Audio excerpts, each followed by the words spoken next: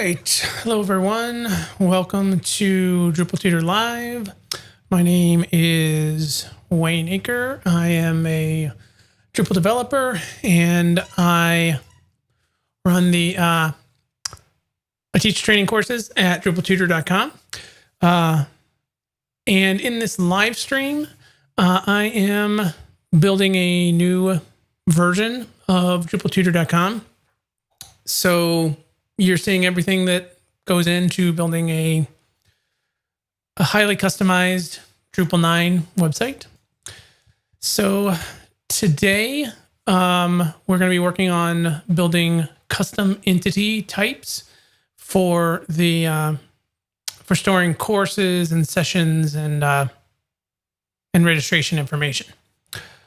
All right. So if you aren't already subscribed, go to DrupalTutor.com/live. You can subscribe by email. If you put in your email address, I'll give you every week. I'll tell you what we're going to do because we do these live sessions every Wednesday at 3 p.m. Eastern. And so I'll tell you what I'm going to be working on every week and with a reminder and the link to the stream. So you can also find all of the previous episodes listed up there. So if you are just coming into this late, you can go there and catch up on some of the old episodes. All right. So last thing before we start, the comment feature is active on YouTube. So as I'm going through this, if you have any questions, please post a comment and I should be able to see it here and answer it in real time. Okay. So, one last thing. If you're watching this stream, I always say this caveat. I do teach training courses at DrupalTutor.com. They are pre-recorded courses. This is a live stream where I'm literally figuring things out live on the fly. So if my courses are a lot better organized than what you'll see here. So don't take this as an example of exactly what you'll get. I mean, obviously you'll get me and my expertise, but if you take my courses, they're much more like A to Z, better, sort of all the steps are there and stuff, and not so much of me figuring it out and maybe getting stumped, which you may see on this live stream from time to time. Okay. So, and by the way, if you're ever interested, there is a preview course you can take for free. If you go to like the building websites with Drupal 8, that's the introduction course on DrupalTutor.com. Just go to like DrupalTutor.com/our-courses. You can put in your email address there, and you can take like the first hour or hour and a half of the course for free. And so then you can get a sense of what the real course is actually like. Okay. So today, we're going to work on custom entity types. So in Drupal, you have everything that's stored in the database is an entity. So you have things like nodes, which are just like pages, content types. Those are node entities.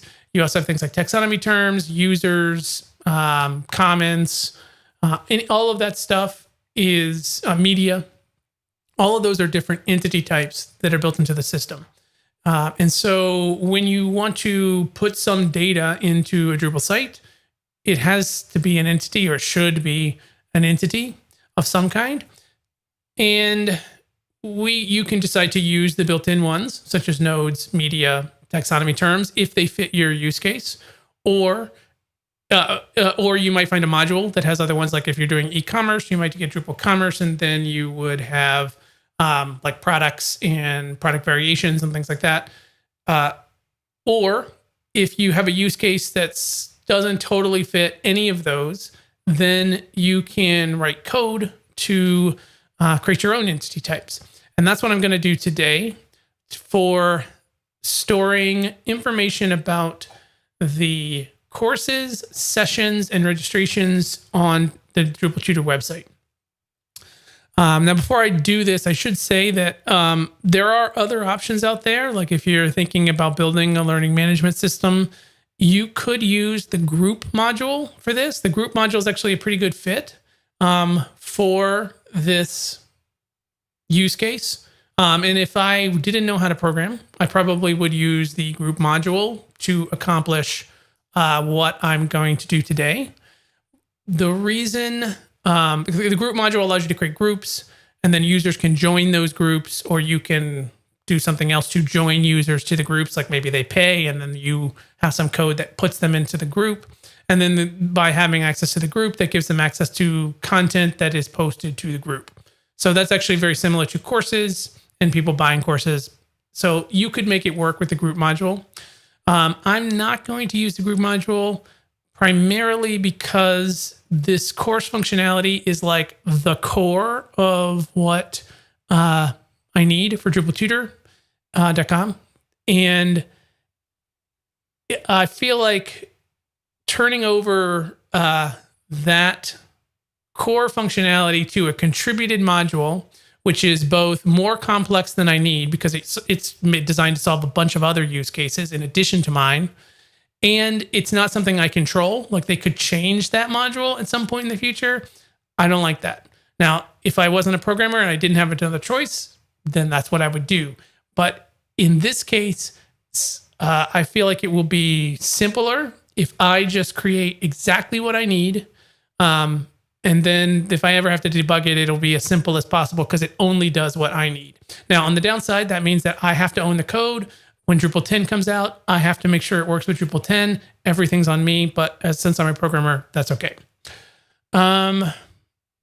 Yep. So that's why I'm going to use custom entities instead of group module or nodes or some other entity that already exists in Drupal.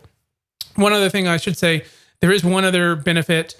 It doesn't really matter for me in this project, but if you create custom entities, the database tables can be simpler. Like if you have an entity that has a lot of fields, you can get those all like in one table instead of like a bunch of different tables. I'll show that later in the video by creating base fields for those particular data fields.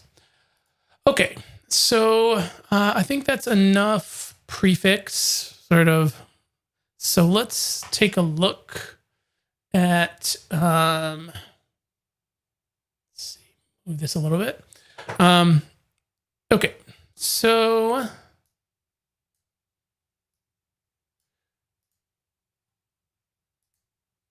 right, so here's my site as we left it last time. And the first thing I need to do, like I said, I'm going to create courses, course sessions, and registrations. So just to be clear about what those things are, a course is a description of some particular set of lessons that you get by paying some price. So it could be, for example, building websites with Drupal 8. That is a specific course. It has a specific price. And it also has like a public facing web page where it's described and everybody can see it. A session is a particular instance. So it's like the session that, in fact, I think a session of that course started today. So it is a session that it doesn't have to have a start date. Actually, I'm going to make that a little bit more flexible, but it is a particular instance. It is not public.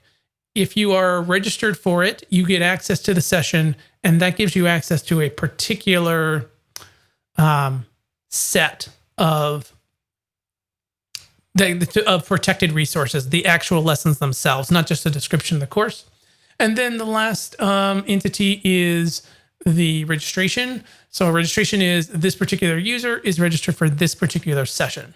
So those are the three entities that we will be creating today, or entity types that we'll be creating today. The stuff that we need to store those three types of things. All right, so over here in my code,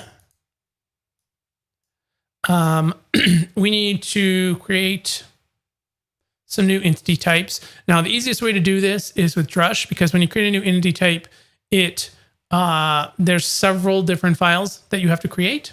So it's, you have to, so trying to do it by hand would be quite tedious. So I highly recommend using Drush for this. Now, the one problem with Drush is it will only generate one entity type per module, which is not exactly what I want. I really would like all of these entity types in a single module. But we'll be able to sort of move things around and make that happen. Okay, so all right, so here I am. I'm logged in. I'm on the dev stack here. I've got my site up, and then I'm logged in here in this terminal window in my code editor in PHP Storm to that development environment. So we can run drush generate, and actually drush generate will do a lot of things. We should just look at this quickly. It will allow you to generate any of this stuff. So you can generate like just a simple module. If you want, you can generate forms, all sorts of plugins. Like if you want to create a block or a service or any of that kind of stuff, it can actually scaffold a lot of that stuff out for you. And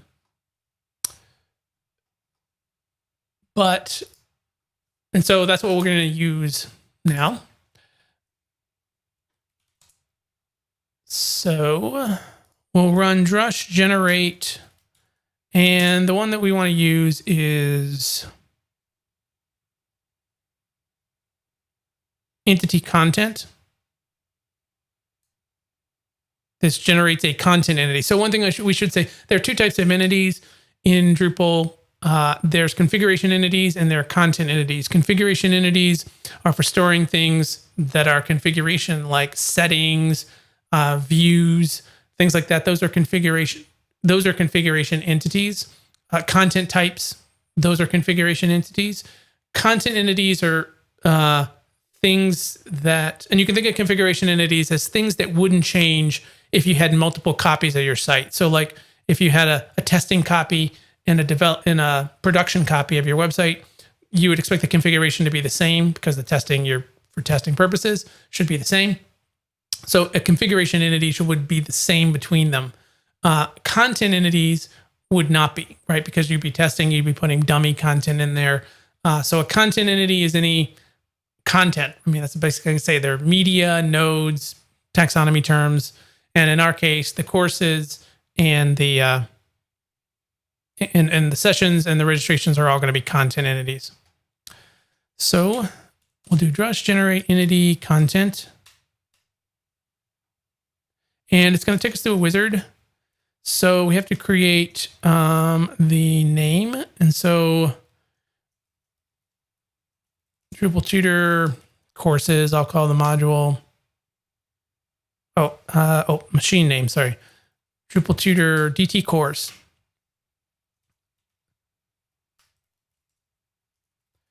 And then DrupalTutor courses. And the entity type ID. So actually, I should try to keep this consistent. I have some existing code that we'll also be sort of using. So let me look at my other. Okay, so I just used course before, which, you know, if I was concerned that there could be a conflict, like I've had another module installed that had courses, it could be an issue because I don't sort of have any prefix, like it's not DT course or anything like that, but I'm just going to stick with it the same so that most of the code will work. Even though we won't be able to use the code exactly like I have it because I'm going to make some important changes, but we'll be able to use some. So the entity type ID will be course. And all right, the base path. So where should courses show up? I think, yeah, just /course is fine. This is similar to like /node, so that you have like /node/1, and it shows you node 1. This is /course/1 will be its canonical URL for courses. I think that's fine. So I'll take the default. The entity type should be fieldable. It should be revisionable. I mean, it probably, if I was going to do multilingual, I'm not going to make it translatable right now just because I have no intention of translating these at any point. Now, does the entity type have a bundle? This is an important thing to decide up front. So are there different subtypes of this entity type? So if you think about a node, it has subtypes called content types. So there's articles, pages, blog posts, whatever you have on your particular Drupal site. In the case of a course, I am going to have subtypes because I'm going to have a course and a course bundle. A course bundle is just like 4 course, like you can take we have a 0 to hero bundle, which is the 4 main Drupal courses all together, and you get a discount if you buy them all at once.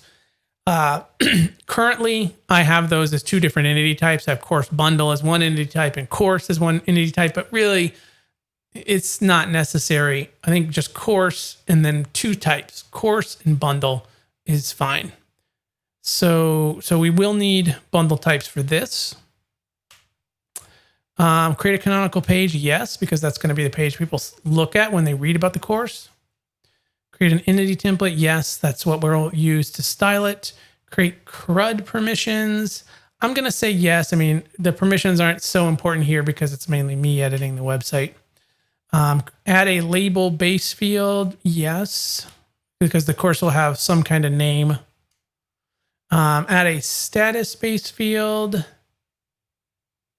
Yes, though I'm going to edit it because I don't want it. Status, we're going to do something slightly different with. A created date is probably a good idea to keep one of those. And the change date is a good idea. Author, I mean, I'm going to I'll put it, but frankly, it doesn't matter. A description base field, I'm going to say no on this one, I think. Let me just check what I had in the TSD. I have a teaser, but I don't really have a description. Let's see. Yeah, this is for a course. Yeah. So I think we can say no to the description-based field. There will be a paragraphs field that will be for the body content of the page, but that's not what it's going to create for us here. We don't need REST configuration. All right. So now you can see that it generated, after that wizard, it generated a bunch of files. So I don't know, it doesn't say how many files here, but there's at least, 15 or so here in this list. So you can see why I'm telling you, do not try to do this by hand, because that's really easy to make a lot of mistakes if you do that by hand. Okay. So let's go look at let's go look at this code. So that code is actually generated on the server, so I'm going to have to pull it down into my IDE.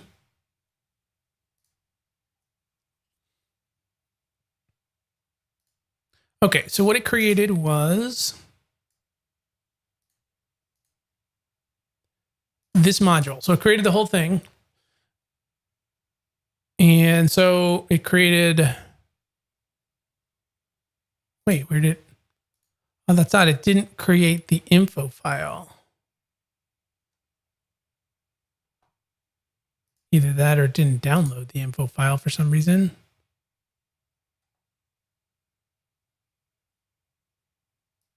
Huh, that's weird.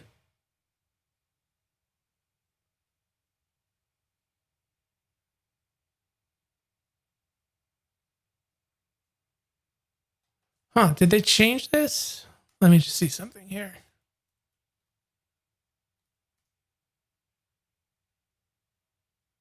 Maybe it's possible to generate a entity. It used not to be possible to generate an entity into an existing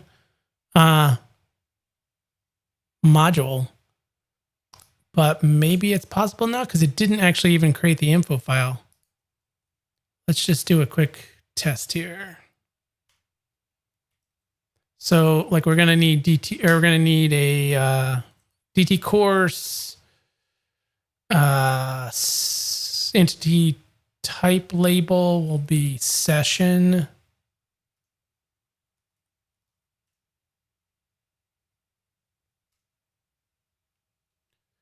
Let's just see if we can create a session one right now too. So sessions will have bundles and they will be fieldable. They do have canonical pages. They will need a template. We can create the CRUD permissions. Yeah, they might have a label. We'll add the status, the created, the changed. These really don't need an author field, but just I'll do it for logging purposes, I guess. They don't need a description.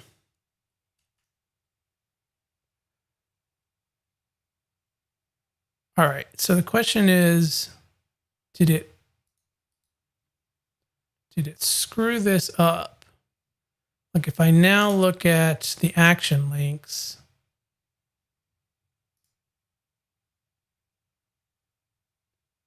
oh, hey, it does combine it. Okay, so this works now.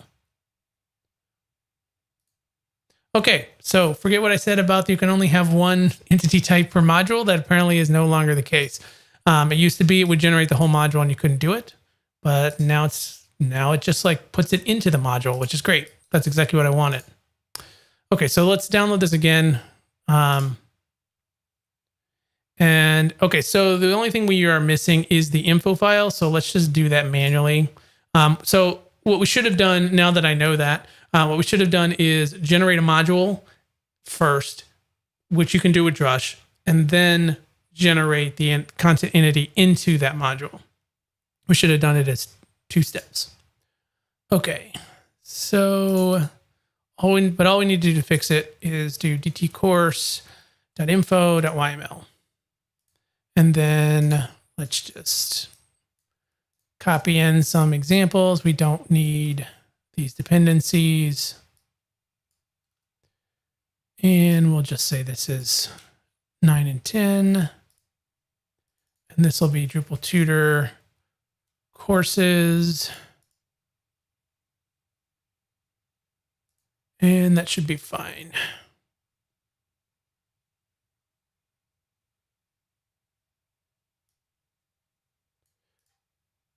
All right, so now before we enable this module, let's go look at some of the code. Now, I just generated a second entity in here, so we have like 2 times of everything, but let's just focus on the courses first.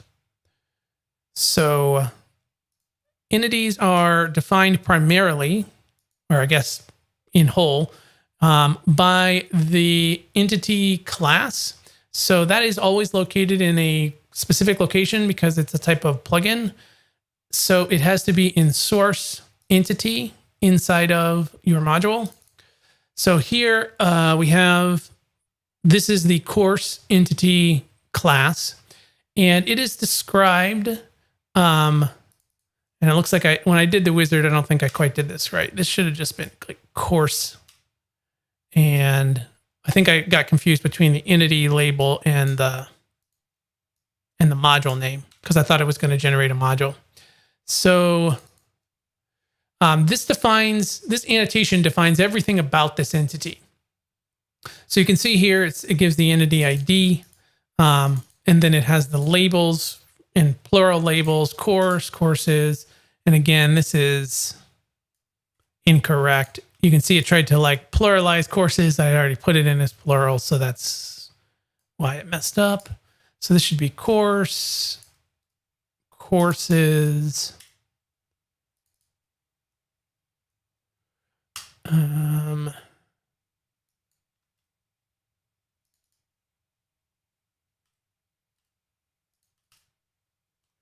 Okay, and course type. Again, I'm just going to have to correct all these labels here, but that looks good. Then we can define different handlers, like, and so you can see it made like a custom access control handler and a custom list builder, which we'll see what that does in a little bit. But it used the built-in views data. Now, one thing that's really nice if you use the entity system is you get views integration right out of the box. So as soon as we load this up, if we want to make a view of courses, trivially easy. It's ready to go right out of the box. So we'll have a custom form for the course, delete form.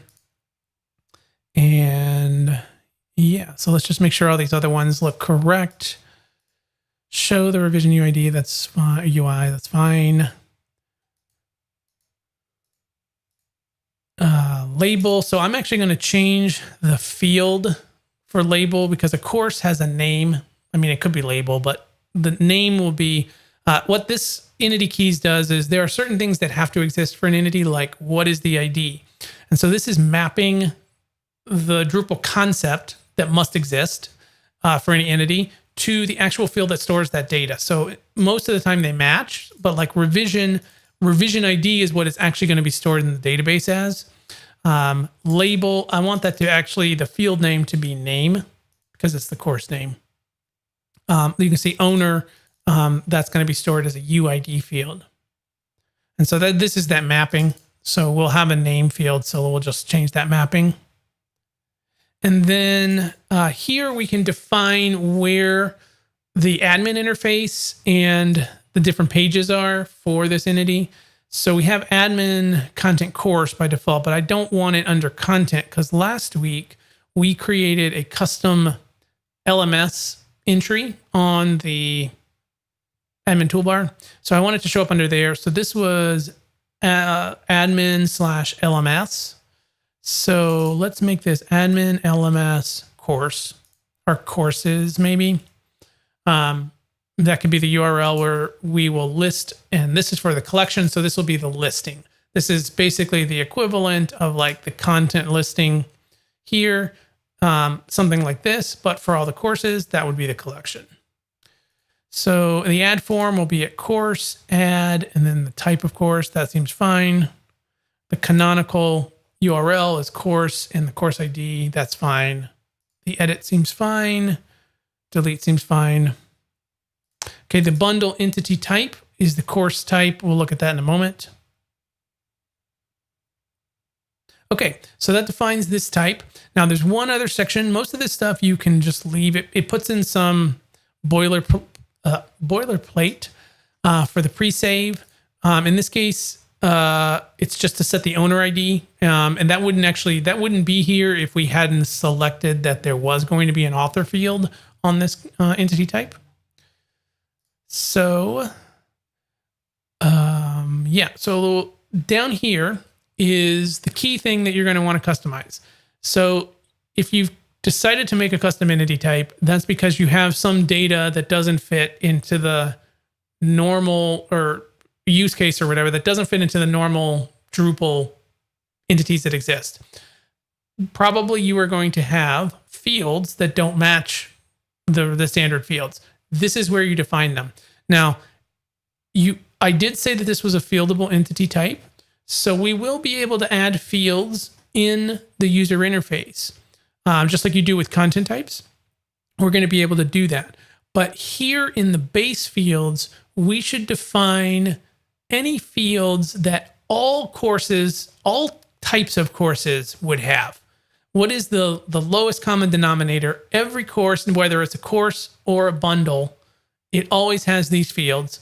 And then when we go to the actual like course bundle or course, specific course types, we can define the fields there that are unique to that particular bundle, that particular subtype, in this case, the course type. So you can see, because I gave it a label, it has defined a field called, and it was called label, but I just wanted to rename it to name, which I can set both the machine name and the label, which is what will be displayed in the edit form and everything here. Now, there's a lot of settings here. We can see this is creating a field type string, which is like a simple text field, not a long text, not a formatted text, but just a simple plain text field. This is, that's the type of field this is. And there's a lot of settings here. And you might wonder, like, how am I going to know? Because the settings are different, right? These settings are unique to a text field. If you have a date field, it has different types of settings. And so you might wonder, well, how are you going to figure this out? Like max length only makes sense for text, for example. I'm going to show you a shortcut how to do that in a moment. But let's just look at what it's already done. So it has this name field. This is for the title or label, which I've renamed to name. And then it has a status field, which is a Boolean. Now, I don't want this. I think I don't want this to be. I don't want this. I need a status field, but it's not going to be a Boolean because I have different statuses. I have like pending, like I can't remember. I defined them here somewhere: pending, active, and archived, because I don't want to delete or I want to have a little bit more flexibility there so that I can stage things that might not show up on the site yet. I'm going to have another field that's a Boolean, though, that will say, is this course available to purchase? And so I think that what I can do is remap the status field to that, and then we'll create the real status field separately. So I'm going to just call this available. I think that's what I called it. Let me just see.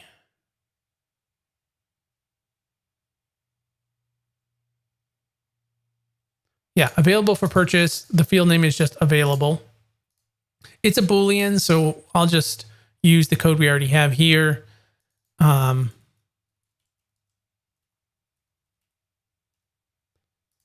Okay.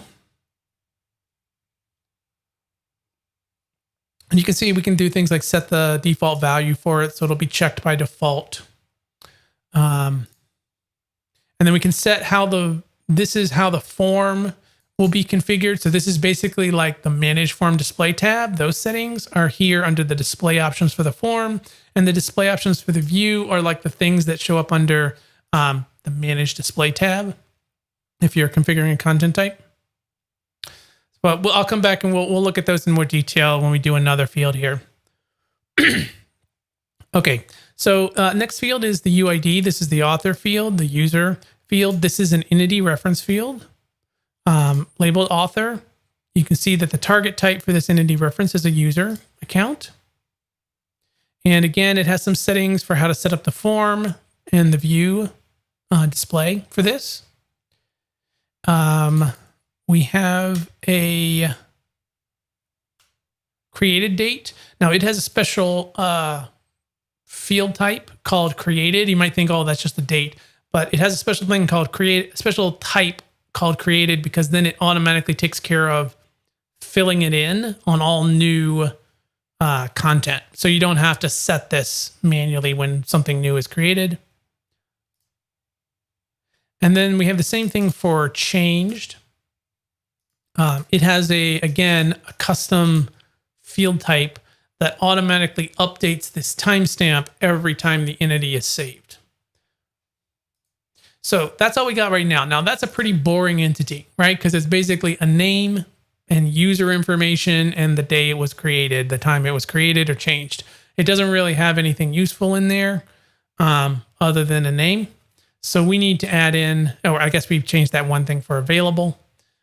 So we would want to add in some fields to fill in to implement our data model. So let's look back at the TSD. So if you haven't seen the earlier videos or streams, the TSD is a specification of all of the fields, of all of the entity types that we're building here, and it includes all the fields and things like that described out, so that we can use this to implement our, use this as we code to implement our particular entities. Okay, so you'll notice that I have in here, some of these fields start with field underscore in their machine name, and some of them don't. So the ones that start with field underscore are ones that I imagined would be manually added. They would be bundle fields. They'd be fields I'd add through the user interface, because they may not apply to every single course type. So things like the teaser, although the teaser probably does go on most of them, but like maybe some of them wouldn't be displayed on the website and they don't have a teaser. I don't know. But certainly, are they available for purchase? What is the price of them? What is the name of them? Are they hidden? This was one. Are they hidden from the website?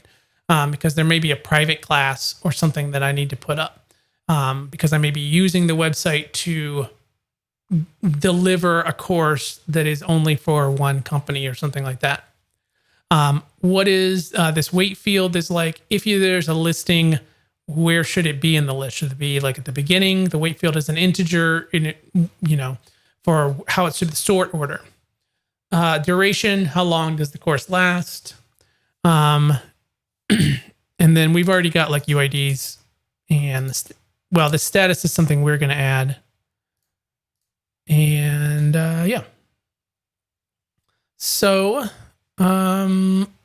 it looks like the things we need to add a hidden, a weight, a duration, and a price. Oh, and a status. Okay, these are the fields that we will need to create in here. So hidden is going to be easy because we already have an example of a Boolean. And so we can actually just copy that because it's going to be a checkbox as well.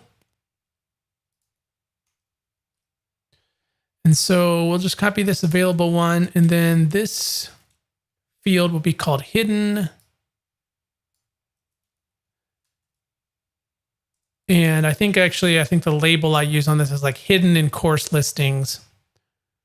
Actually, this should be off by default. So we'll set the default value to false.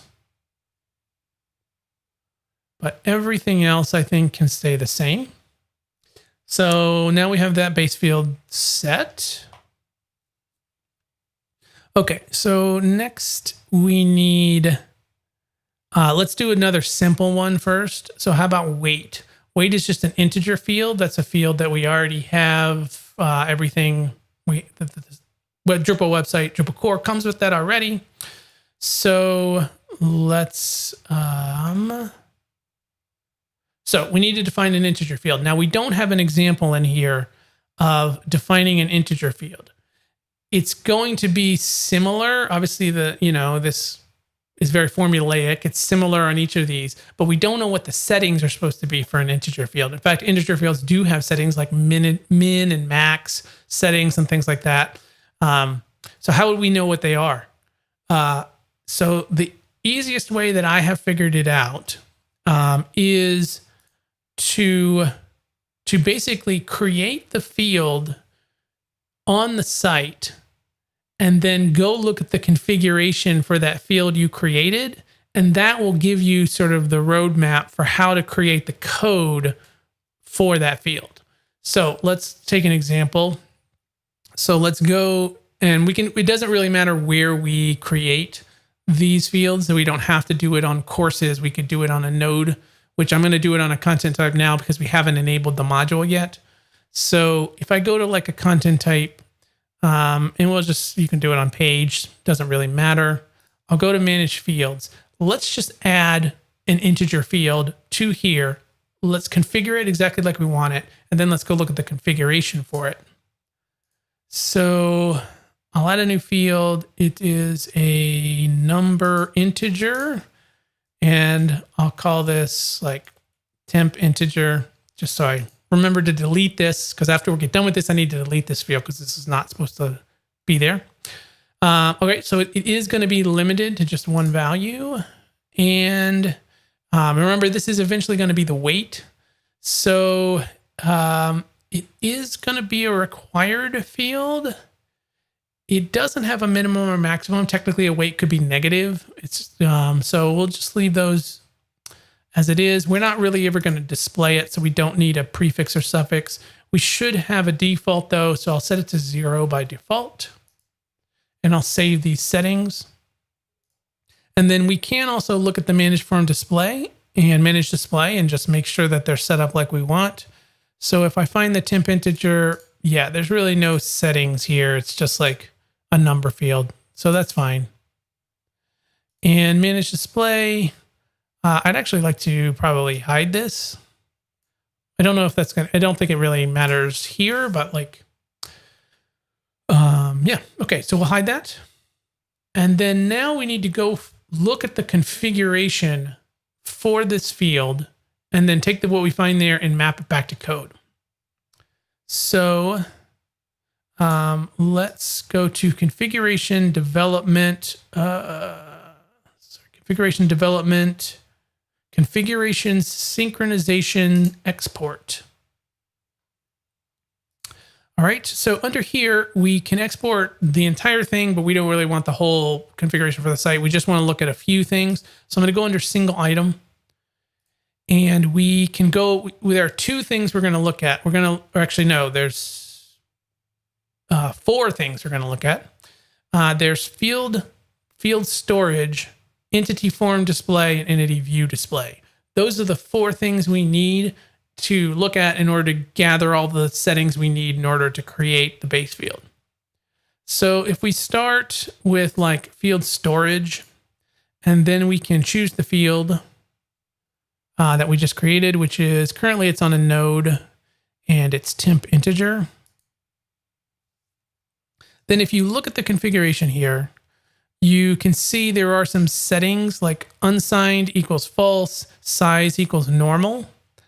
And we can also see the type of the field. So it's an integer field. So these are actually this is what we want to look at. Most of this other stuff we don't really need, or it'll just be created by default when we add the base field. But we need to know the type and we need to know the settings. So let's copy these over. So let's just start with, I'm just going to make a copy of available. And then this will be for weight. And here we need the field type, which is integer. And we can go ahead and set the label, which is weight. Okay, now we don't have a setting on label, but what are the settings that we have? We have unsigned, which is set to false, and size, which is set to normal. Now, those happen to be the default settings for an integer field, so I could just ignore them. I actually could just get rid of this line, the set setting line, and it would be unsigned false and size normal. But for example purposes, let's go ahead and put in, we can do this one at a time, or we can do it all at once. I prefer to do it all at once, but you can do set settings, and then you have a settings array. So what were our settings? They were unsigned,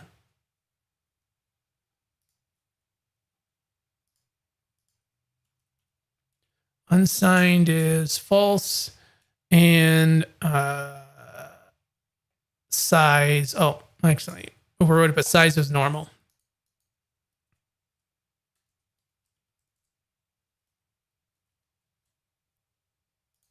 Now, this isn't potentially all the settings, because we also need to look at the field settings. These are the settings that affect the field storage, are the settings that affect how it gets stored in the database. However, there are some other field settings which can be found if you go switch to field and then go to weight. Then here we can also check for settings, and you'll see that there is min, max, and then prefix and suffix. Now again, this happens to be the default, so I don't really need to fill these in. But if I wanted to, I could just add them, and they actually go in the same spot here. So you could do like, you could just add this into what we've already been doing. You could have min, null, max, null, prefix and suffix. I'll leave prefix and suffix out just because, like I said, these are not actually required because they are the defaults. Now, the default value, I did set that to 0, and that is if I want that to work, I do need to bring that over here. So if we look over here, you can see it was a Boolean before and the default value was true. What I want now is the default value to be 0. So I should fill that in. The other thing, actually, did I miss one thing? Let me go back to field storage real quick. I think I might have missed one thing I meant to point out. Let's see, temp integer. Yeah, so cardinality. So cardinality is the number of values that this field is allowed to store. So if you remember, right when I created the field, it said limited to 1 value. If I allowed 5 or unlimited, this cardinality would be different. And So that's one thing you would want to set here. Now, you don't see it set here because the default is Cardinality 1. But if you wanted to set it, you can do set Cardinality. It's not a setting. It's got its own part of the field definition. Set Cardinality, and you can just say set Cardinality 1. If you want it to be unlimited, that is actually -1. However, there is a constant for it. I think it's a base field definition, Cardinality unlimited, which is common, right? You might have something where you're allowed to create as many as you want, and then you would values in this field, and you could use Cardinality unlimited. Or, if it was 5, if you were allowed to have up to 5 values, it could just be a number as well. So in this case, Cardinality is 1. That is the default, so you don't necessarily have to put it if it's Cardinality 1. All right, so those are the field settings. Now we need the the form display and the view display settings for this field. So if I go to Entity Form Display, and again, we'll pick the we have to pick the content type that it's attached to. So in this case, node page default. This is going to have all of the settings, including ones for the other fields. So we'll have to look for the ones for our field in here. So if we come down here, let's see, we've got to find, let's see, temp weight or temp integer. That's what I called it. Yeah. Okay. So here is the settings for this field is just this. So, so the type is number, weight. That's actually the weight in the form. I don't think we need to set that here because the weight on this other form might not be the same as on this node form. So I think the main thing that we would look at is if there's any settings here. Now in this case, we had a placeholder that's empty. That is the default, and the type. So if we come back here to set display options for the form, you can see it's got type. Now, of course, Boolean checkbox isn't going to work for an integer. The type is number, which I got from here. And then we have settings, and you could see display label was false. That, again, is for a checkbox. So here, I mean, we could set this placeholder empty string. Again, not actually necessary because it's the default. And then I'm not going to set the weight because I'm probably going to change that anyway. We'll drag it around and customize the form. Okay, so that's the form settings. So now we just need to do the same thing for the view settings. Also, this set display configurable. This is important if you want to be able to drag, like I said, drag this up and down or change the settings on the managed form display. This has to be configurable to true. Now, sometimes you'll have a field and you don't want the user, like maybe you're making a module that you're going to share with other people. Maybe it's a contrib module you're putting on Drupal.org. And that for some reason, people aren't supposed to change this. Like it's always hidden or something, or it always must be displayed. Hidden is probably more common. Right, you have something that's never meant to be edited, but it needs to be stored. Then you could make this set display configurable false, and it wouldn't even show up on the managed form display. So nobody could ever change anything or move it up and down or anything. They would be locked into whatever these settings are here, which could include hidden as a possibility. Okay, so now we go to view and view display. And again, we need the node page. This does look kind of a weird thing. Like if you're on the same one, it pre-selects it, but it doesn't fill it in. So we want node page default. And we have to find, in this case, it's hidden. When it's hidden, I think that all we have to do is type is hidden.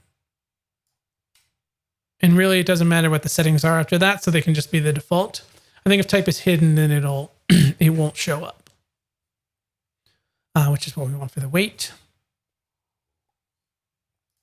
All right, so that's how we would define that field. that base field. So let's go back to our TSD. What was the next field?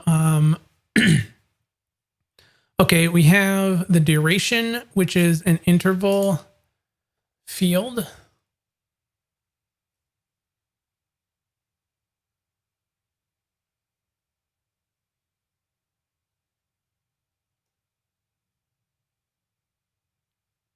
And actually, now that I'm thinking about it, I think duration, I'm not sure it should be a base field. I think I'm actually going to add it. I think we're going to change this to like field duration, because I'm not sure that everyone would necessarily have a duration in the meaning that I have here. So we'll change that one. We're not going to make that a base field. But we are going to need price. And a price field, we don't actually have the ability to do that yet, because a price is a commerce price field from Drupal Commerce. And we don't have Drupal Commerce installed on the site. So we are going to have to do that in order to use a price field. So let's just install Drupal Commerce real quick. So composer require Drupal Commerce. And in order to actually install Drupal Commerce, there's about 50 modules that got to be installed. So let's just go in here and do it so I can check the boxes, because I won't remember them all. So we need commerce, commerce cart, commerce checkout. I don't think commerce log is technically necessary. Commerce number and pattern. Of course, it'll pick the ones that are necessary. Like if there's a dependency later, like when we save here, we will need commerce payment, commerce price. This is the one we actually need. But let's go ahead and put in all the ones that we might eventually need, which I think is this one. Yeah, because I don't charge tax, because there's no tax on services in the state of Michigan. So I think if we install, there'll be a few more dependencies probably. Yeah, we also have to put in here. And once we do this, I'm not going to do anything with configuring Drupal Commerce right now, but now that we have installed this, we will have access to the price field. And so we can now create a price field and do exactly what I just did to copy over those configuration settings.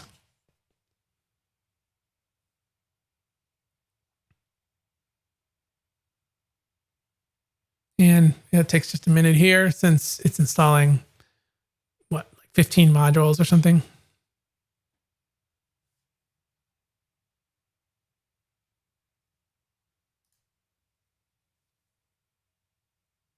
All right. So there it is. So let's just go again to the page content type, and let's create a price field.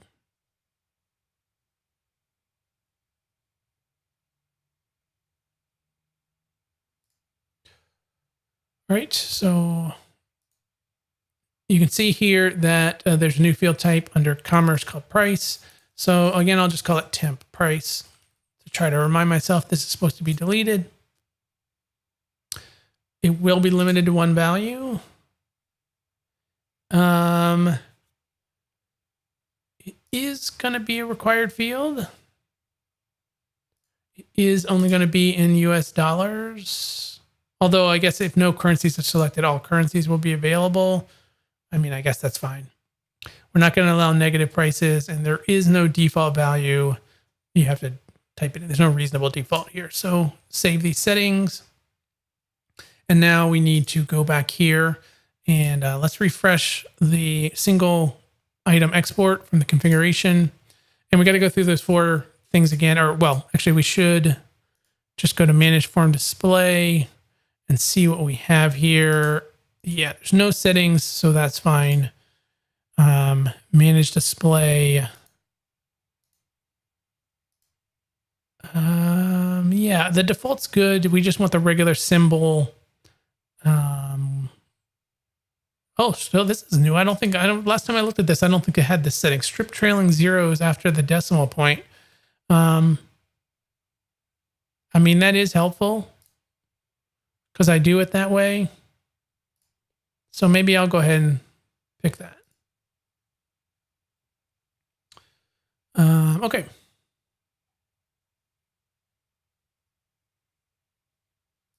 And maybe actually, let's see. Well, I mean, I'm going to custom do this. Let's go ahead. We'll hide the label as well. Eventually, there's going to be a custom template that this is going to be rendered in. So we're not going to need all of these settings, but we can still use these settings even in that custom template. But I don't want a label on it. We'll put the label on the template. All right. So yeah. So now let's go back here. And now we can do the 4 things I said before. So let's go to field storage, node, temp price. And so the type and the settings are the 2 things we're looking for, and the cardinality potentially. So the type is commerce price, and there are no settings, at least in this part. So let's go ahead. I'll just start by copying this weight field. And we need to set the machine name. It'll be price. That's the name of this field. And then the type of field was commerce price. And the label for this is price. Cardinality is 1. There is no default value, so we can actually just leave that out. Okay, so there's no settings yet. There might be settings if we look at the field. So let's check that. Temp price. Okay. Oh, that's interesting. Available currencies is 0. I think we don't need to copy that over. I think that's the default. And so is allow negative false. If you remember, that was the default on the page. So I think we don't actually need any of these settings. Yeah, I think we don't actually need any of these settings. So I think we can probably get rid of that entire section. And then let's check the display options. So entity form display. For the page. And we need to look for the temp price. Okay, so the type. Now this is one thing we definitely need. It's a commerce price default is the type of widget that will be displayed in the form. So under set display options for the form, we'll put commerce price default. Are there any settings? There are no settings for it. So we can actually we can get rid of the settings part of this. And then set display settings for the view. So let's go back here. And again, this requires us to sort of refresh it here. So temp price, the type again is commerce price default. This is technically for the field formatter that is being used to render this field. So it is type commerce price default. And does it have any settings? Oh yeah, because we wanted to try this strip trailing zeros. It's true. And currency display is symbol. So let's add a settings strip trailing zeros.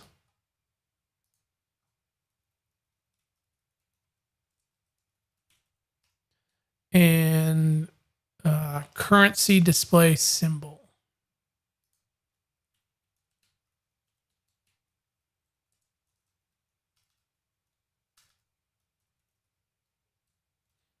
All right, so there.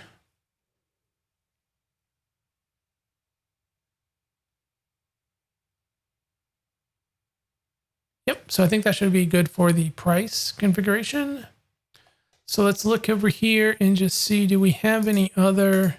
We got name, we got price, we got hidden, we got available, we got weight. Oh, status, this is important. Okay, so status is going to be like a drop down that has 3 choices. I think, let me just check. I think before, just because we're going to migrate this in, I think that I used integers for these before. Let me just check. on the old code. On the old code, I have a lot of base fields. There's like 20 of them. We're not going to use most of those. Yes, I used integer values 0, 1, and 2 for pending, active, and archived. So let's do that. And in this case, I could do the same thing that I just did. It's a little time consuming.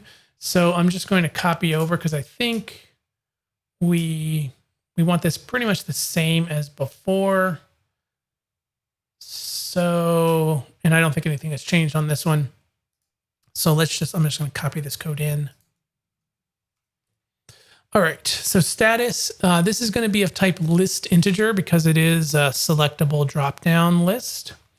It'll be called, the label is status, machine name is status. It is required, it's revisionable. The default is going to be 0. And then the setting is allowed values. This is where we will define the possible options in the dropdown. So the options will be 0, 1, and 2, and pending, active, and archived. Now, actually, this should probably have...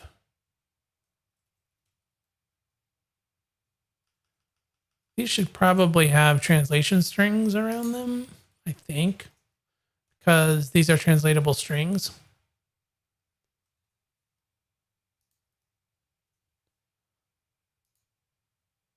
Actually, maybe it does. Maybe they don't because their configuration. Maybe it's not necessary. I'm going to leave it alone because maybe that would sort of run them through twice. Yeah. So I think that's fine. So that's the status one. And yeah, I think that is everything that we need for a base field. So so now we've defined the data model for this entity type. So let's look at some of the other files that were created when we generated this with Drush. And I'm not going to go in as much detail on those because we're not going to need to edit them so much. But let's just look through and see what they are. So course type, this is a configuration entity. So actually when we created the content entity, we also created a configuration entity. And the reason is because we told it we needed bundles.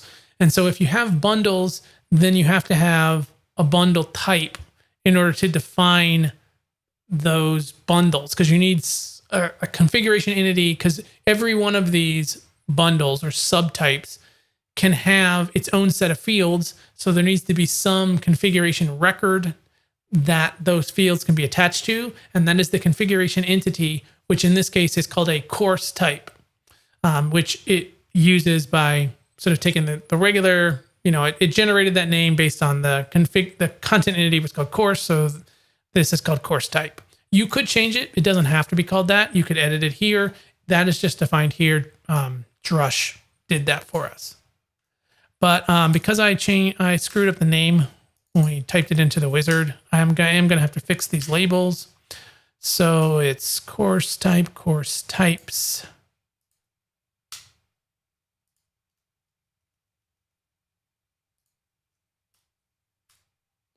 Just so these labels are used various places in the system when it needs to, show a listing of them or something. So singular is course type.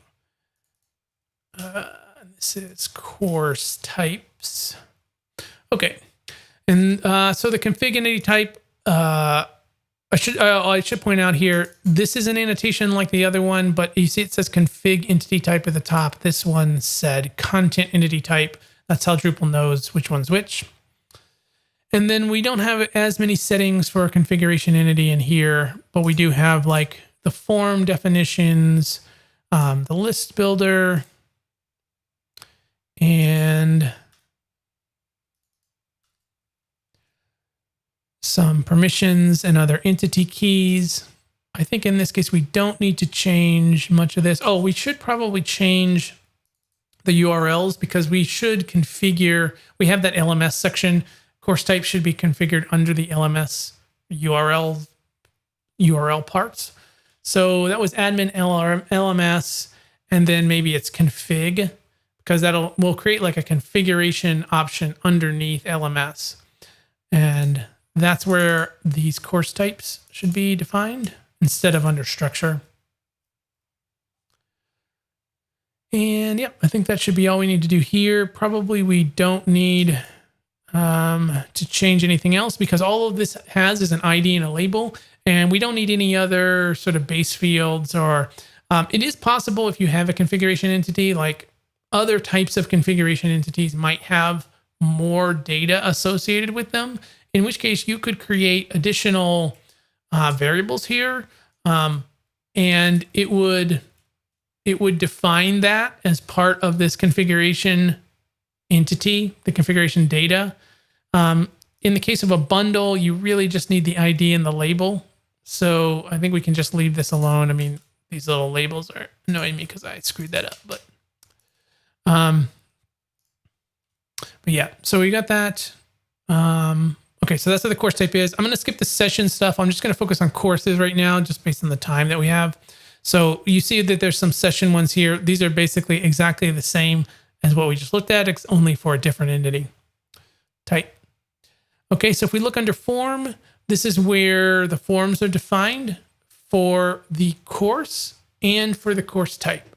So course form is for the content entity for the course. And so you can see here's the save function. And again, I see that I got to fix a few labels here. But this is what will happen when you save the form. It will, generate these extra messages saying save this course, and it will redirect to the course view page. And it looks like that's actually all that's overridden here. Now we could customize the form. If you want to customize the form, you can override, because this extends content entity form. So what this is going to do by default is it's just going to take all of the base fields and any added fields, bundle fields that we add through the interface, and it's going to just do its normal Drupal entity form, use the manage form display settings to generate the form. If you wanted to customize that, though, you can by overriding I think there's a build. Is it just build or build? No, build form. So you could override the build form method, and then you could make other alterations, like if you needed to really style or customize this form in some unique way. I think the standard stuff is going to work fine for the courses. I'm the only one who ever edits them. Okay, course type form. This is the same thing except for the course types. And so again, this one's a little bit different because it is a configuration form, but it's basically the same thing. This actually defines the form itself. So it has like the label and the machine name, which are the two values that were in there. So these are the settings for those, or the form definitions for those.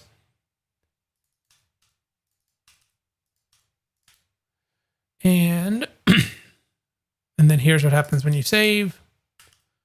Again, I'll just clean up this labeling. All right, so those are the forms. And again, those could be customized a lot depending on your use case. Next, you have the access control handler. So the access control handler, this is where we can set any rules, and we will have to come back and edit this. Well, actually, not for courses, we probably don't have to come back and edit this, but for sessions we are, because somebody should not be able to access a session unless they have a registration for that session. So there's some custom logic that we will need to implement, and that we will do that in the access control handler. We're not going to get to that today just based on the time, but like we will do it maybe next week. But for here, I think we can just take the default. So if you look, it has a check access method, and it's looking to see if you have a certain set of permissions. So it's looking if you want to view, if you want to update, if you want to delete. It's checking, do you have edit courses or administer courses? Then you can update if you have either of those permissions. You can view it if you have the view courses permission.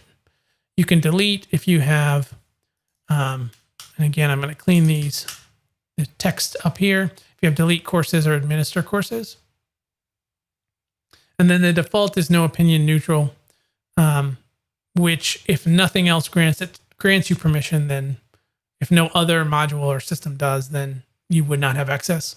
And then check create access. This is for whether or not you're allowed to create them. And again, there is a create courses permission. We'll look at that. Actually, we can look at it right now. It's down here in DT course permissions, not YAML file.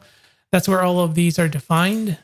So, and again, in order so that these work, I need to clean up, take out this DrupalTutor word here.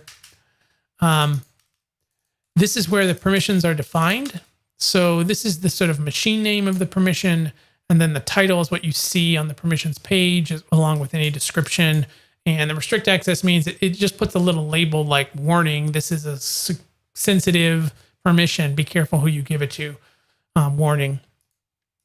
So you can see these are administer, delete, create, view, and edit. Those are the same ones that are being used here in the access control handler to determine if we have access to this. Again, I think those permissions are enough for oh, actually they won't be, because we have like hidden and available. So we might come back and look at that. I got to think through exactly what the logic should be there. Probably if it's not available for purchase, I don't know if that's available for purchase, probably should just take away the registration form, but hidden is what we wouldn't want to display. So we could create some additional logic up here in the view, but let's just keep going through these files and get it enabled. And then if we have time, I'll do that, or I'll do it next week. All right, so the other files that are created, of course, interface. So this is an interface that you should use when you write other code that needs to work with course entity objects. So ideally, you know, in object-oriented programming, you ideally have an interface and a class for most of your important classes, object-oriented classes. And so that allows you some abstraction so that now in this case, it would never happen because we are editing, this is code that we are creating. But for example, it is possible to change, let's say the node class, right? The node entity class is built into Drupal. It is possible that we could go in our particular Drupal instance, if we wanted to replace that with our own custom version of the node entity class, we could do that. And in that case, it would be important that all code was written so that it referenced node interfaces, because if it was written directly to the node class, then it would sort of bypass our override. And so if we ever want to be able to override that class, there should be an interface that abstracts away the specific class and just allows, as long as our class implements the interface, it's fine. Now, in the case that we are creating this just for ourselves, frankly, it doesn't matter because we have complete control over the code. We will write whatever we want in the class. So the interface is like kind of just extra work, because if we add methods to the entity, like we just created those new fields. So if we want to add a method in there, like is hidden, that returns true or false if the hidden field is set true, we will also need to add it to this interface because we will code everything to the interface. So it's kind of just more work. I usually do it even for my own projects just because it's the way you're supposed to do it. And if you are sharing code like a contributed module, you definitely should do it. And I always do it on client projects because somebody else may be working on it later or something. But just realize that it's not 100% necessary. It's not a requirement. Let's put it that way for Drupal entities. Okay, the list builder class. The list builder class is what defines the listing page similar to this. Now, this happens to be a view, and often you have to have a list builder class, I think, that creates a listing of whatever entity you have. But I usually find it's useful to then create a view which overrides that, because with views you can make these nice like search boxes and stuff like that up here. And so, I mean, you could code them into your list builder. This list builder, if you look down here, it's creating a table, and it's creating a table with these headers, and then it's getting the data and for every row for all of the entities that exist. So it's creating a table similar to this.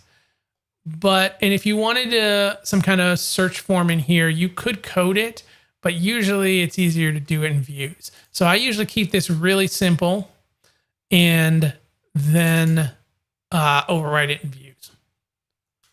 So let's just do a couple. I'm just going to clean up any sort of things that say the wrong sort of name here.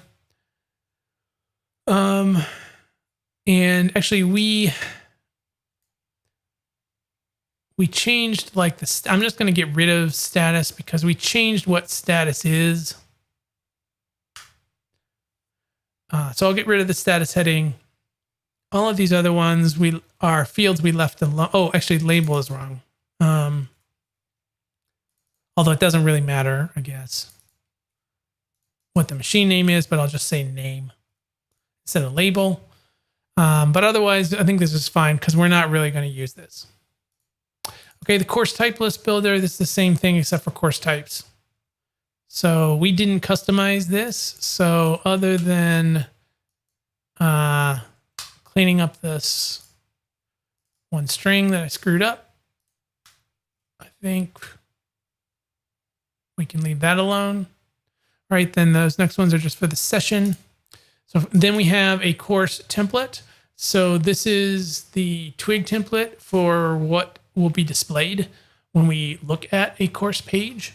So by default, it's just going to show, it's going to show a title if, well, actually it shows the title prefix and suffix, but not a title, which is interesting. I guess maybe not all of them have titles, so they just leave that there. Probably there should be like a title in there, like the name should probably be in there, something like that. And then there's the content, which might include the name. So this content will include all the field data. Basically, it's just going to do like the normal Drupal rendering of stuff from the Manage Display tab.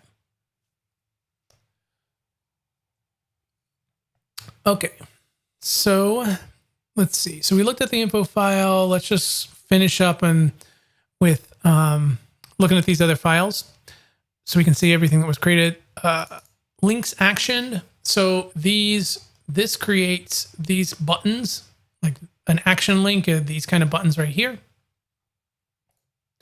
So I think we created one. We created some of those last week on the custom webinar form. So like add a new course type, add a course. Again, I have to correct that string, but so these will create buttons. So it'll create a button to add a course type on the listing of course types. It'll add a add course button on the listing of courses. So that seems reasonable. The contextual, these are contextual links. These are the things that show up like when you're on a page and then you hover over it. Oh yeah, these things. So this this is a node here, but when you have the option to edit and delete, those are the contextual links. And so this defines the same things for a course. So when you're on a course, you can edit and delete. And again, the session is also here. Menu. So this is the menu items. So this says that we're going to put the course types under admin structure, which is not where I want them. But we don't actually have a place to put course types as configuration. So we don't actually have a place to put that yet. So let's create that. Because what I would like is over here, I want it under LMS, but I want a configuration option. And then the configuration should be under there. So when you're under LMS, you'll see like the listing of the courses, but you won't, and then you go to configuration for course types. That's how it should work. So let's go back. We had DT core or something, right? That we created last week, or maybe it was DT utils. And we created, yeah, this is where we created our top level admin link. And so we can create another one that is like, maybe it's admin LMS config. And we need to create a route for this. The route can work the same way as the other one because it really is just a heading of anything that happens to show up under it. So I'll call the route the same thing, admin LMS config. It will be admin LMS /config as the URL. System, yep. And this will be like configure learning management system. So that is fine. So then we'll come back to this link and it'll be admin LMS config.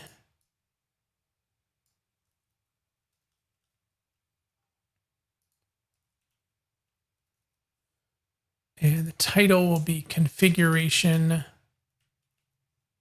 And I really want it at the bottom, so we'll do the weight at like 50 or something. And the parent will be this one, because the parent, we want it under the LMS. Okay, so now I have a configuration option, which if I clear caches, it should show up. Even though I haven't enabled the course module yet. This was in DT util, so it should be there. Yep, so now I have a configuration option. There's nothing under it.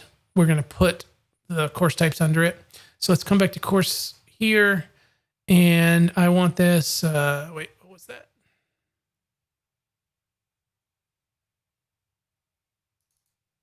Course menu, I want it under this menu option.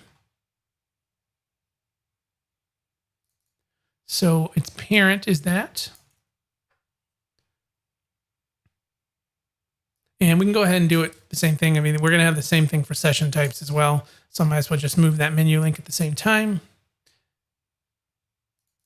And then we have the task. So these are the tabs that will be displayed like on a course or a session page. So like the view, edit, delete, I think all that's standard and normal. On the collections, okay, so this is putting the collection on, it's making this as a sub tab of content, which I do not want. I just want it to be a menu link under LMS. So let's get rid of that. And then this one's fine for that. And then let's go up into the menu links because there's actually not a menu link here for the list of courses. So let's add one. So this will be entity course collection courses. You can say administer courses is the description.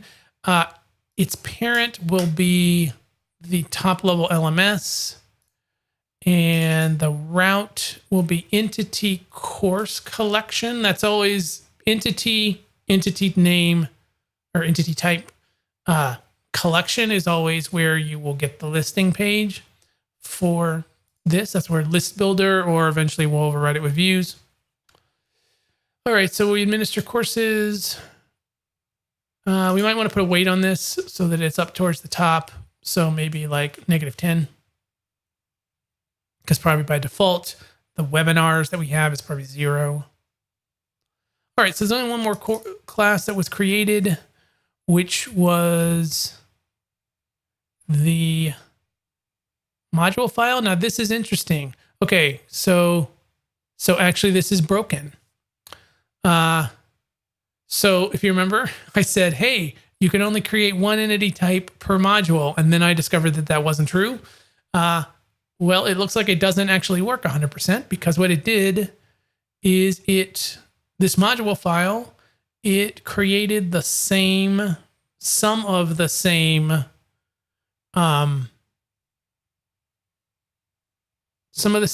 functions in here.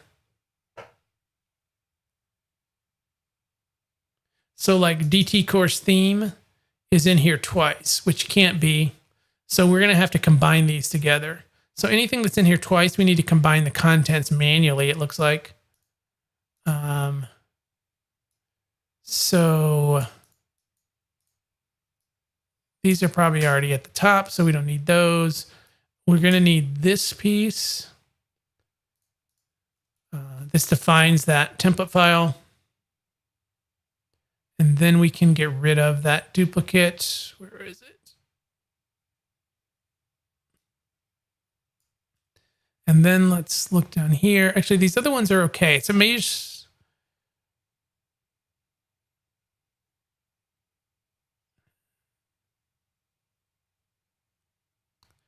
all right, so this is interesting. So by default, I don't remember this either. I think this is new since the last time I've used the just generate command.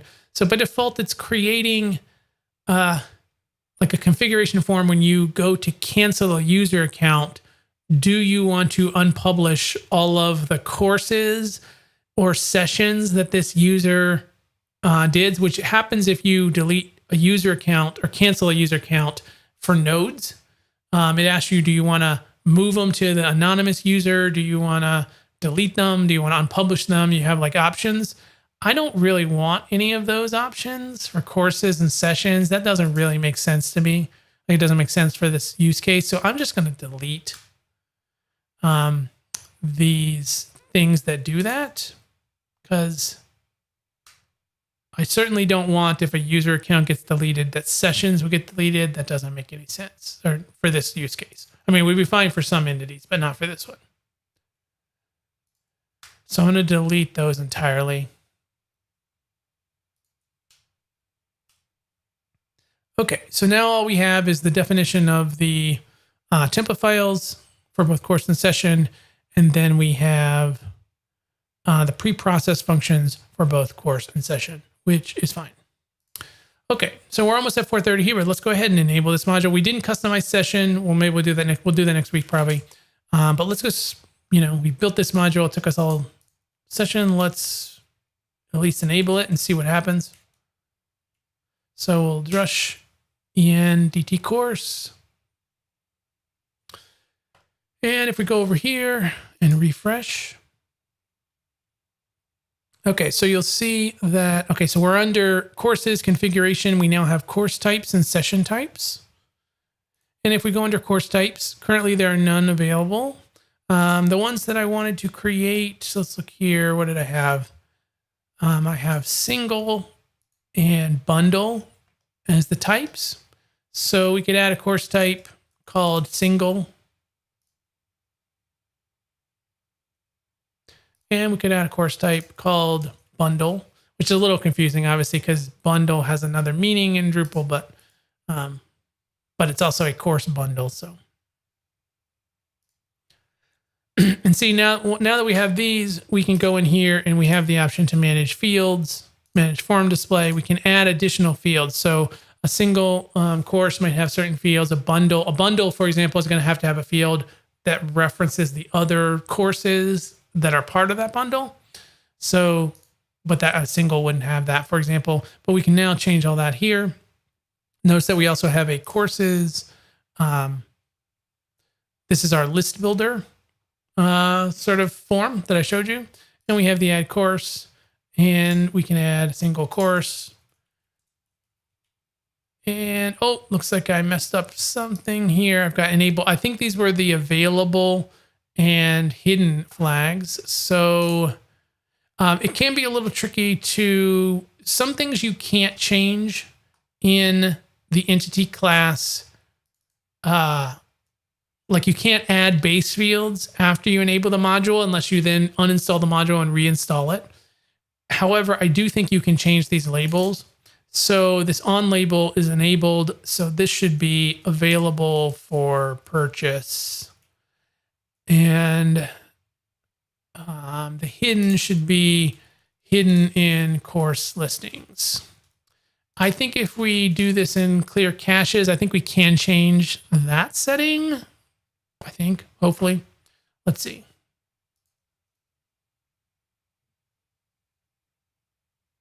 Yes, we can change it. Okay. So now we can see those. We have the weight. We have the price. So maybe this is a $200 course.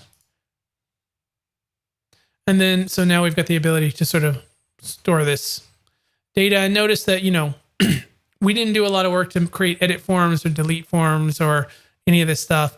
We also can create views automatically. So we can now create views. So like if we have a courses admin view, we can create views of courses, create a page. What was it? Admin LMS courses. So we'll say courses.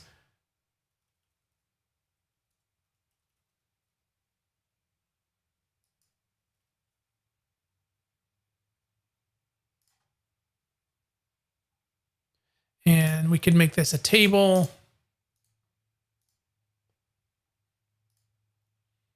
And what are the things we want? We want like the course name, the course type, and where that we want the operations link. We could put the price in there. Status we definitely want. And maybe available for purchase, but we don't want it from the revision. Let's pull this from up here. And then I don't know that we need the updated date and stuff like that. That's kind of irrelevant. So we have available for purchase. We can just say type.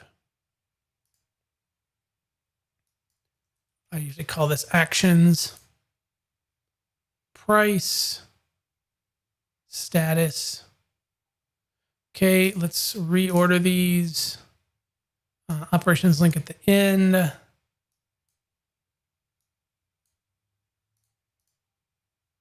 Okay, so now we have a field like this. Oh, actually, let's change that Boolean one because I don't want to say that. Can we just have it say like yes? Yes or no? Okay. And just so we can see how this would work, let's we could do something like we could create search forms for like name and expose the filter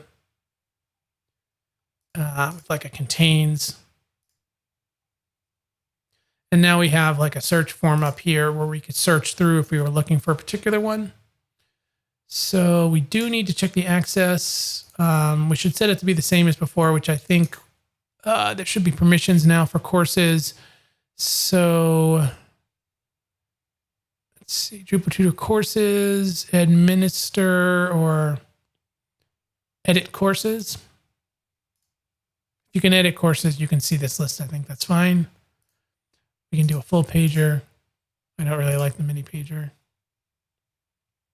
And let's save.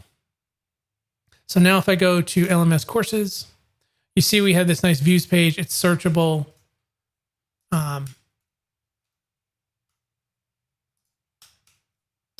So that's what I meant by the we'll override the list builder.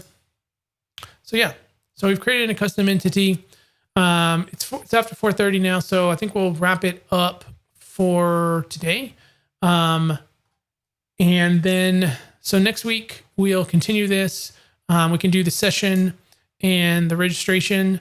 we can also start to fill in some of the non-base fields onto these content types. So yeah, so we'll continue then.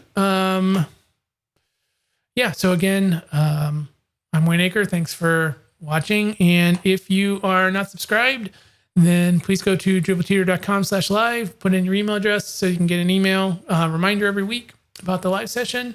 Thanks for watching, and we'll hope to see you next week.